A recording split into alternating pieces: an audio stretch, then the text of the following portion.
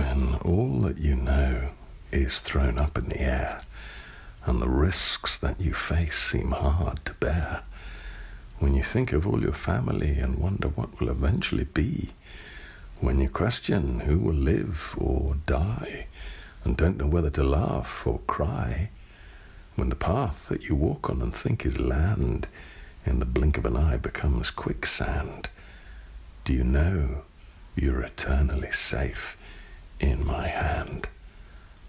I never gave you a guarantee that your life would somehow be eternally free of the risk of illness or injury or loss or failure or penury. What I absolutely promised to do was to minute by minute walk with you.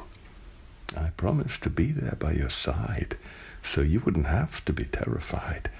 So even isolating in your home, know that you'll never be ever alone.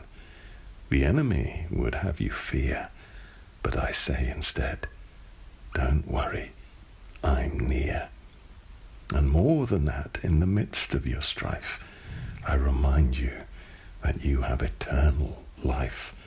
Not just the promise that when you die, you'll come to live with me on high, but life here and now as I made it to be, not defined by stress and anxiety, but day by day and miraculously, a life of peace and joy and love, pouring into your soul, my gift from above.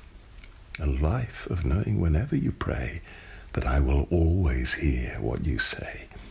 A life of trusting I'll meet your needs. A life of service and selfless deeds. For will you be defined by worry and care, or the peace that you bring and the love that you share?